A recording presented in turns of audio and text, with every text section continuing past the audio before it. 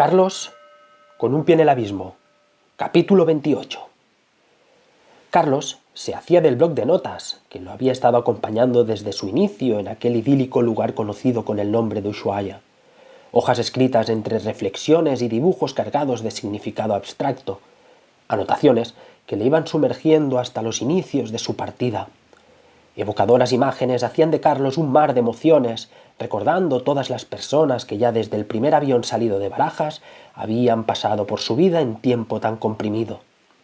Sin dejar de lado todas aquellas dudas en el propio aeropuerto donde no se lo atendería hasta la llegada del joven camionero, que, recorriendo sinuosas pistas forestales, se veían embotellando agua del manantial de San Rafael. Agua que requería ser bebida en el transcurso de aquellos 8 días de ayuno que le conectarían con su conciencia más íntima. La Tierra del Fuego se desvanecía para Carlos, pero no lo suficiente, al ser advertido por aquel turista que con chanclas y calcetines blancos le hacía saber a nuestro protagonista el simbolismo más arraigado que porta en sí el fuego como elemento intuitivo. Impasse, que lo dejaba en Ámsterdam, donde las reclamaciones traídas de sus empleados ligados al buen hacer de las instalaciones aeroportuarias permitían solventarse con la correspondiente llegada a la isla de Mykonos. No sin antes, recordando la escena vivida en compañía de aquellos 4 integrantes de una familia bien aposentada, donde, trotando en sintonía compartida, dejaban a Carlos ciertamente desconcertado por lo que había acontecido en forma de inesperado saludo. Al igual que lo sería el aterrizaje forzoso por aquella despresurización que los llevaría a hacer un aterrizaje de emergencia en el aeropuerto de Barajas. Entre suspiros y algún que otro llanto por haber compartido en un mismo espacio las dos caras de la misma moneda, la vida y la muerte haciendo acto de presencia. Y todo ello con los pies en la isla que le dejaba en presencia de la chica que lo encandilaría con su sonrisa.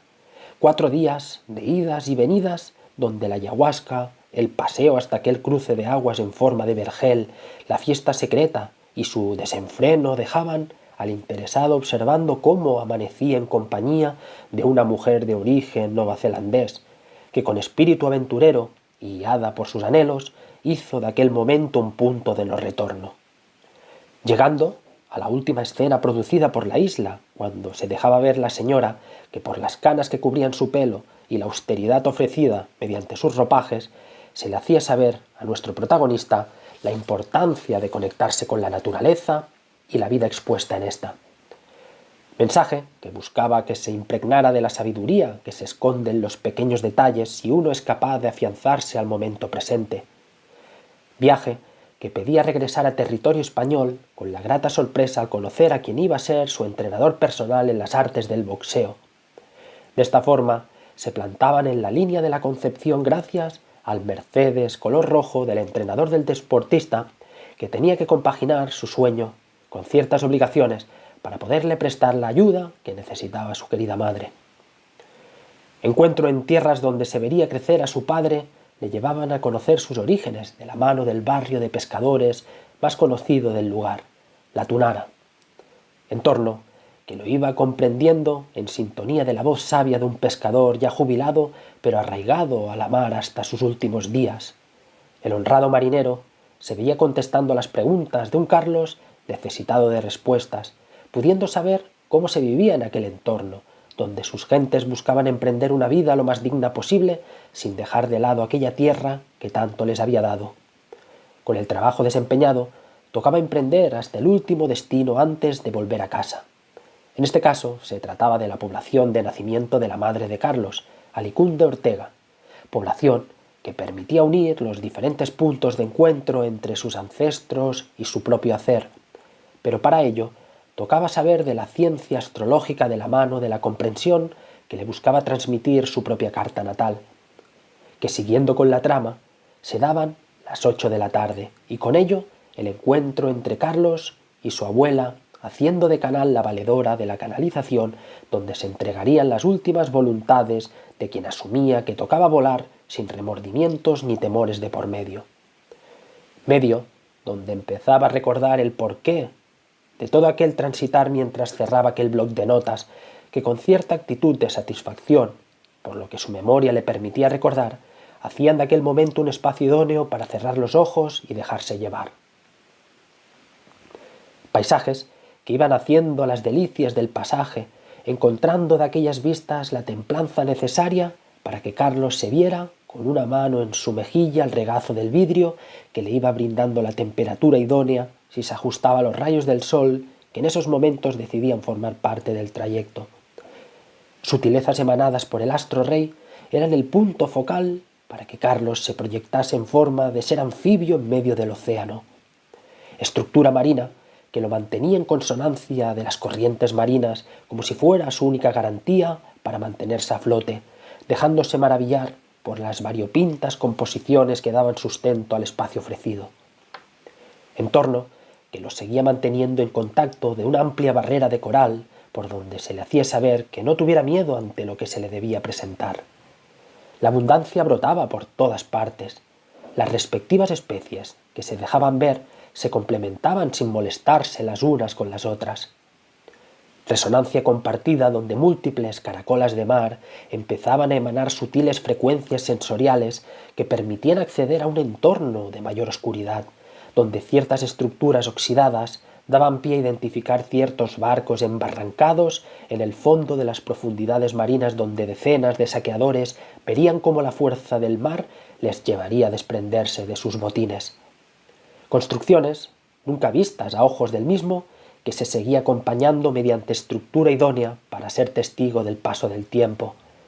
Camino que lo posicionaba ante la disyuntiva de tener que elegir la dirección más certera, llevándole a cruzar el umbral que le venía a recordar que portaba en su interior, desprendiéndose de cualquier sugestión regresiva, ya que el amor y la vida se unían con voluntad de engendrar a un ser donde se le abrían las puertas para comprender la eternidad de nuestras vidas.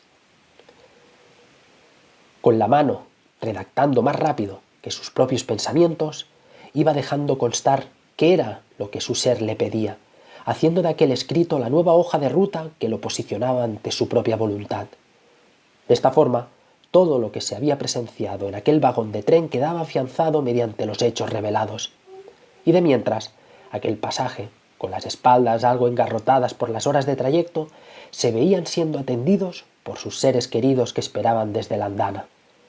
Escenario que se iba entremezclando entre los recién llegados y los mismos que aguardaban su llegada. Familiares, parejas y amigos hacían de aquel espacio encajonado entre andenes un entorno complejo para divisar al hijo de unos padres impacientes por querer saber de él, que sin más demoras de las necesarias se daba el reencuentro esperado donde los abrazos y los besos pertinentes marcaban el compás de los acontecimientos. ¿Qué pasa? ¿Cómo estás? Te veo más delgado. ¿Y esos ojos? De esta forma se hacía escuchar la madre de Carlos, mientras su padre se le veía escrutando todo su cuerpo, identificando la apariencia de un hijo que reflejaba un grado de madurez hasta ahora no reconocido por su parte. Digamos que ha sido un viaje entretenido y sobre todo muy productivo. Apreciación del mismo que sabía que más allá de las palabras entregadas, daba por hecho que faltaban ciertos matices si se quería que sus padres empezaran a resolver sus más que comprensibles dudas ante el viaje que le había llevado a estar casi un mes fuera de casa. ¿Sabéis de dónde vengo? Entrando en juego la madre para confirmar si era cierto que había estado en Alicún. ¿Pero no decías que te ibas a hacer el Camino de Santiago? Bueno, cambio de planes. Volviendo a enderezar la trama que buscaba ser anunciada. Y en más sitios que he estado. Si os digo que he conocido la línea de la Concepción, ¿cómo te quedas? Carlos miraba a su padre tras la cara de sorpresa que se le había quedado. Bueno, ¿qué os parece si vamos a buscar el coche y os sigo contando? Trayecto que se hacía corto por la distancia que había entre la estación de tren y la población donde residían. De esta forma, Carlos volvía a posicionarse en entorno conocido, el propio que animaba a buscar la templanza necesaria en forma de sueño reparador, descanso necesario que le venía a recordar que aún le faltaba regresar hasta el abismo que lo detonaría todo.